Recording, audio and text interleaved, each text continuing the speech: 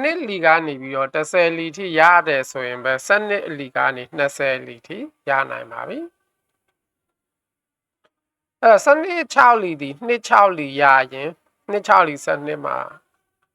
6လီကို60ပေါင်းလိုက်ရင်ရပြီပေါ့ဒါကြောင့်မလို့12 6လီဒီ2 6လီ12 60ပေါင်း82ဖြစ်တယ်ပေါ့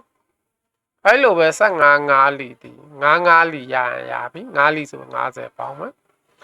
ကြောင့်မို့9 5လီ20နဲ့9 50ပေါင်းတော့85ပေါ့အဲ့လိုပဲ16 9လီဒီ6 9လီ42 90ပေါင်း112ဖြစ်တယ်ပေါ့အဲ့လိုပဲ14 4လီဒီ4 4 16 40ပေါင်း56ဖြစ်တယ်ပေါ့ဒါကြောင့်မို့လို့နှစ်လီကနေပြီးတော့10လီထိရတယ်ဆိုရင်ပဲနောက်20လီထိရတယ်လို့ပြောခြင်းဖြစ်တယ်ပေါ့အဲ့တော့12 3လီကိုဖြန့်ဝေရကုန်တတ်တိ3ပြီးဖြည့်ရှင်းမယ်ဆိုရင်12ကို2ရဲ့10ရဲ့ခွဲလိုက်မှာပေါ့အဲ့တော့ဖြန့်ဝေရကုန်တတ်တိ3မယ်ဆိုတော့2 3လီ6မှာ13လီ30ပေါင်းတာပေါ့ဒါကြောင့်မလို့3လီဆိုရင်30ပေါင်းတဲ့အတွက်ကြောင့်မို့လို့36ဖြစ်တယ်ပေါ့ဒါကြောင့်မို့လို့နောက်12 3လီဒီ2 3လီ6 30ပေါင်း36ဖြစ်တယ်ပေါ့အဲ့လိုပဲ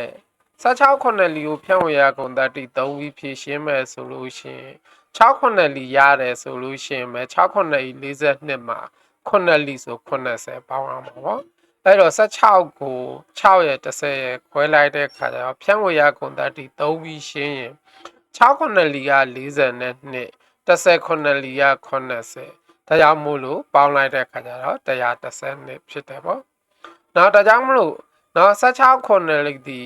6 9လီ42 90ပေါင်း112ဖြစ်တယ်ပေါ့နောက်အဲ့ဒီလိုပဲနောက်19 6 6 9လီ40နဲ့2 60ပေါင်း100နဲ့2 15 8လီဒီ5 8လီ40 80ပေါင်း120အဲ့လိုပဲ73 9လီဒီ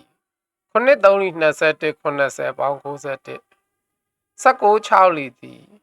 6 6လီ54 60ပေါင်း114ဖြစ်တယ်ပေါ့ဒါကြောင့်မို့လို့2လီကနေ10လီထိရတယ်ဆိုရင်ပဲအလီဒီ20လီထိရနိုင်ပြီလို့ပြောခြင်းဖြစ်တယ်ပေါ့